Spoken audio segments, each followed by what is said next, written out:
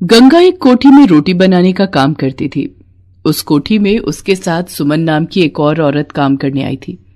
कोठी में हर सदस्य गंगा के खाने की बहुत तारीफ करता था। सबको गंगा के हाथ का खाना बहुत पसंद था।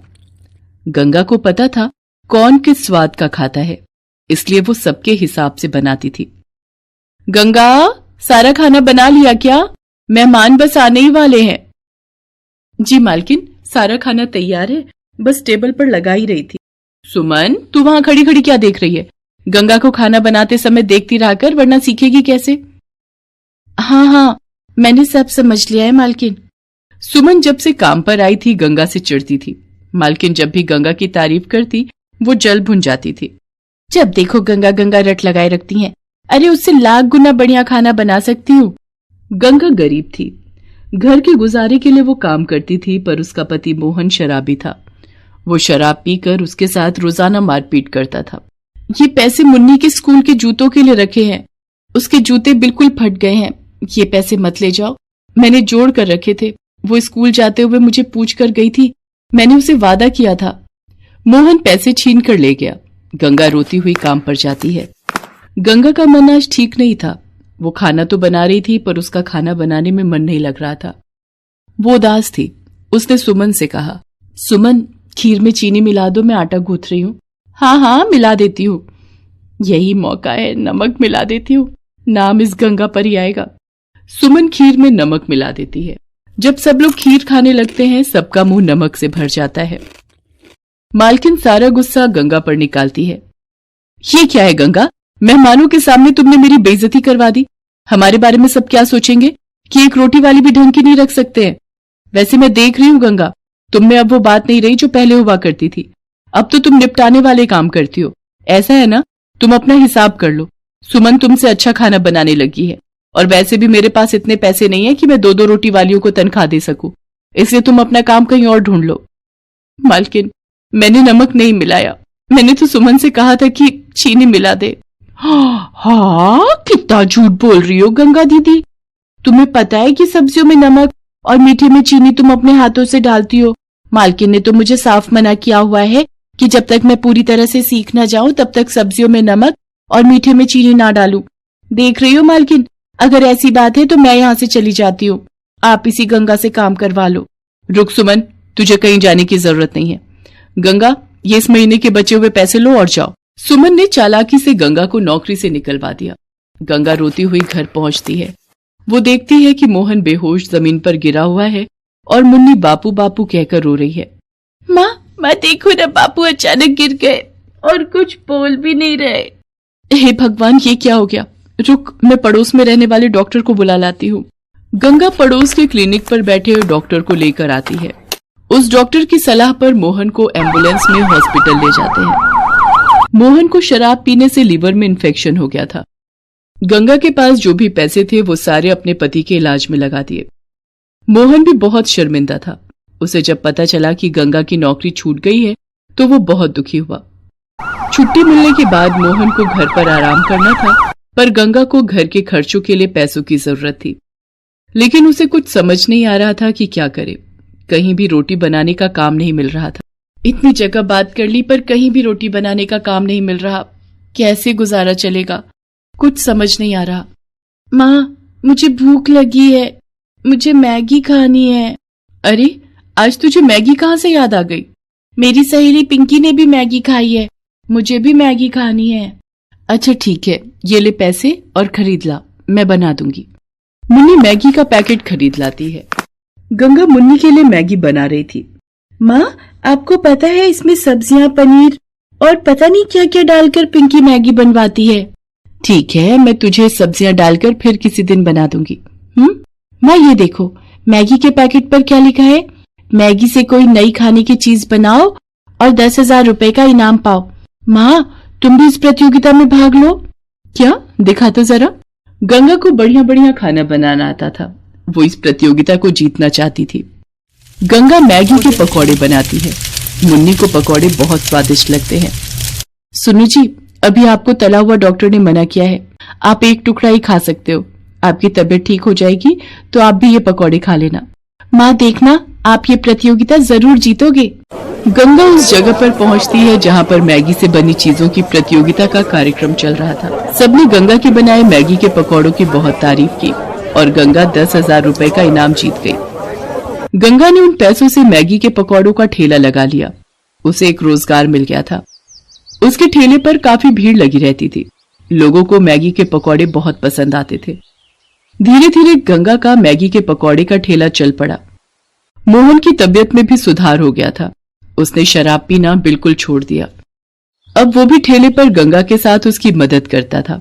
एक दिन गंगा के ठेले पर उसकी मालकिन, जिसके घर वो रोटी बनाने का काम करती थी, वो आई। मैं तो तुम्हें दोबारा काम पर बुलाने आई थी, पर आज तुम्हारी मेहनत और तरक्की देखकर मैं बहुत खुश हूँ। गंगा, मुझे माफ कर दो। सुमन बहुत गलत निकली। मेरे घर से बहुत सारा कैश और जेवर चुराकर वो भाग गई थी। पुलिस ने उसे पकड़ लिया है और उसने मुझे ये भी बताया कि तुम्हें काम से निकलवाने में उसी का हाथ था। कोई बात नहीं मालकिन, आपका बड़ा नुकसान होने से बच गया, ये अच्छी बात है।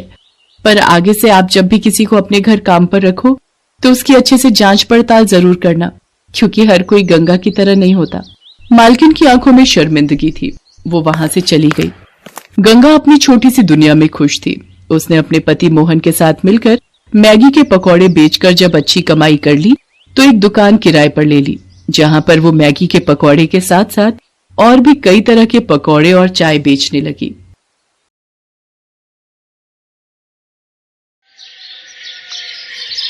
सोमनाथ गुस्से में घर लौटा और सारा गुस्सा उसने पूनम पर निकाल दिया।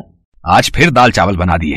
कितनी बार कहा है थोड़ी ढंग की सब्जी बना लिया कर, पर नहीं, वही दाल चावल बनाकर आगे रख दिए। क्या बात है, किसका गुस्सा निकाल रहे हो? तुम तो ये दाल बहुत शौक से खाते हो। क्या बात है, मुझे बताओ तो।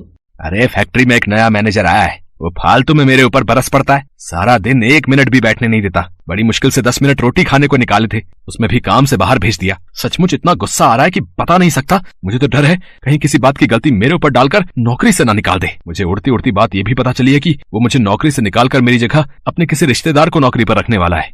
ये तो बहुत गलत बात है। ऐसे थोड़ी होता है जब चाहो किसी को नौकरी से निकाल दो, जब चाहो रख लो। जिस बात का डर था वही हुआ। नए मैनेजर ने मालिक को भड़का दिया और सोमनाथ की जगह उसने अपने रिश्तेदार को नौकरी पर रखवा लिया और सोमनाथ को बहाने से नौकरी से निकलवा दिया। सोमनाथ के पास अब कोई नौकरी नहीं थी, इसलिए वो इसी चिंता में सोचता हुआ सड़क पर चल रहा था। तभी एक मोटरसाइकिल से उसे टक्कर लग जाती है और सोमनाथ के माथे पर चोट आ जाती है। सोमनाथ के मोबाइल फोन से एक व्यक्ति पूनम को फोन करता है और वो हॉस्पिटल पहुँचती है और सोमनाथ की मरहम पट्टी करवा कर घर लौटती है।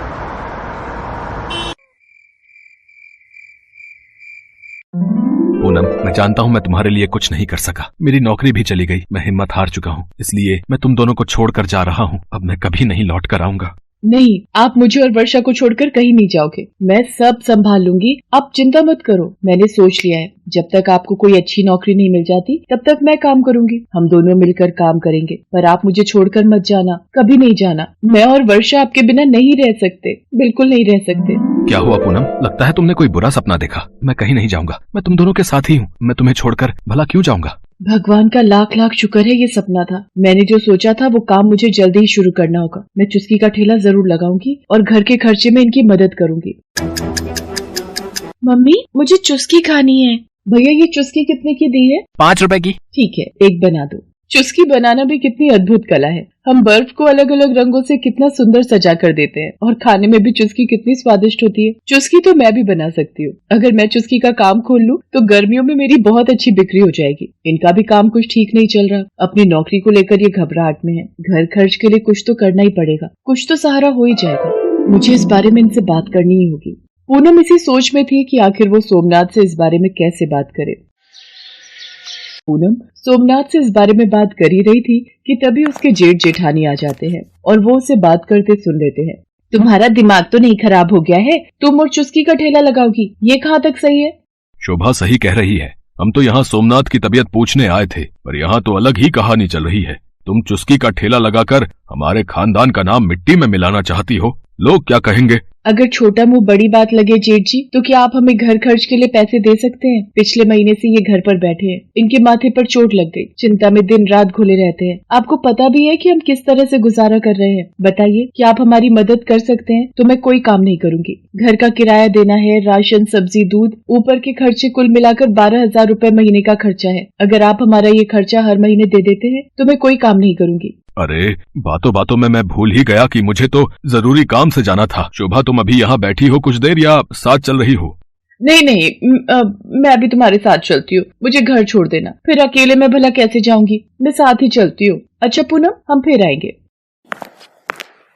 देखा आपने, ये वो रिश्तेदार हैं जो सिर्फ बातें बनाते हैं। खर्चे का नाम सुनकर मिनट में पीछे हट गए। अब आपको जब तक कोई काम नहीं मिलता तब तक मैं चुस्की का ठेला लगा सकती हूँ ना?